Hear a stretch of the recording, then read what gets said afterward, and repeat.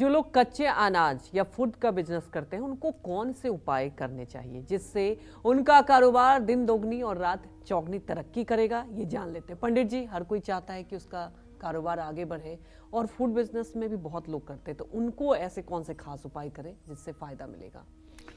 देखो अंजलि, ऐसा है व्यवसाय कोई भी हो,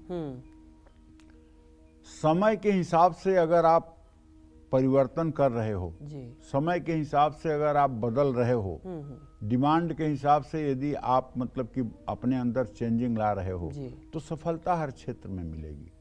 लेकिन अगर एक लीक पर आप चल रहे हो, जैसे 40 साल पहले आप चलते थे वैसे आज भी अगर आप चल रहे हैं तो फिर सफलता दूर हो जाएगी जी। क्यों? क्योंकि देखो, दो बच्चे एक साथ ही पैदा होते हैं, मान लो ट्विंस बच्चे पैदा हुए और 2 मिनट के अंतर पे बच्चे पैदा हुए, तो दोनों की जन्म कुंडली लगभग एकदम सेम टू सेम एक जैसी होगी। अच्छा। सिर्फ उसमें एक खस्टेंस होता है, उसमें अंतर आएगा, बाकी अंतर कुछ नहीं आएगा। लेकिन दोनों की शादी अलग अलग प्रकार की लड़कियों से होगी, दोनों की एजुकेशन अलग अलग होगी, दोनों के स्वभाव अलग अलग होंगे और दोनों का भाग्य अलग अलग होगा जी। जब इतने कम समय में दो सगे भाई जो 9 महीने एक गर्भ में रह करके निकले हैं और उनका भाग्य बदल सकता है, तो जो लोग सामान्य रूप से पैदा हुए हैं तो उनके जीवन में उतार चढ़ाव आना ये कोई बड़ी असंभव आश्चर्य की बात नहीं है। ठीक है, व्यवसाय कोई भी करें, लेकिन पहले ये बात जरूर हम समझ लें कि हम इंसान हैं। अब इंसान होने के कुछ लक्षण हैं जिन्हें हमें अपने अंदर हर समय रखना चाहिए। जैसे पहला लक्षण है कि हमारा खान पान ठीक हो, हमारा आहार विहार ठीक होगा तो हमारा चरित्र ठीक होगा, हमारी सोच ठीक हो, दूसरों के भलाई के लिए हमारे मन में चिंतन हो, माता पिता का पूरा मतलब कि हमारे मन में सम्मान हो, पत्नी के प्रति वफादारी हो, बच्चों के प्रति अपनी पूरी जिम्मेदारी हो, घर समाज दुनिया के लिए हमारे मन में संवेदना हो। ये सब अच्छे गुण अगर आपके अंदर रहेंगे तो आप जो भी व्यवसाय करेंगे वो तनाव मुक्त होकर के आप करेंगे और आपको सफलता मिलेगी। जी बिल्कुल। अब जैसे अनाज और खाने पीने की चीजों से जुड़ा कारोबार जो है ये बृहस्पति से संबंधित होता है। पका हुआ भोजन शुक्र से संबंधित रखता है, पानी, जूस, आइसक्रीम से जुड़ा हुआ बिजनेस चंद्रमा से संबंध रखता है।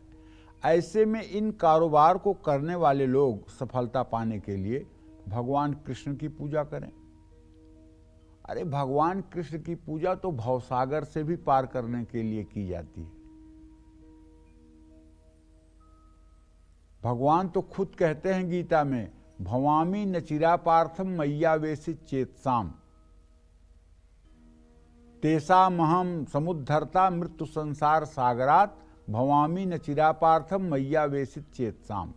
हे अर्जुन, जो मुझ परमेश्वर को हर समय स्मरण करता है तो उसे मैं इस मृत्यु संसार सागर से पार उतार देता हूं। और भवामी न चिरापार्थम, बिल्कुल देर नहीं करता हूं पार्थ, हे अर्जुन देर नहीं करता हूं, शीघ्र ही उसके मनोकामना को पूर्ण करता हूं। भवामी न चिरापार्थम मय्यावेशित चेतसाम। तो कहने का आशय यह है कि भगवान श्री कृष्ण की पूजा करें, सुबह और शाम ओम क्लीम कृष्णाय नमः इस मंत्र का यथासंभव जप करें, भगवान श्री कृष्ण का अपने हृदय में ध्यान करें, सुबह और शाम अपने माथे पर केसर और सफ़ेद चंदन का टीका लगाएं, अपने पास पीले रंग का रेशमी रुमाल हर समय रखें और जब भी संभव हो तो भगवान श्री कृष्ण को पीले वस्त्र अर्पित करें, पूजा आराधना में मन लगाएं, सात्विक रहें और जब भी संभव हो तो वृंदावन जरूर जाएं। अगर आप खाने पीने का व्यापार करते हैं तो आपको साल में 2-4 बार वृंदावन जाना चाहिए।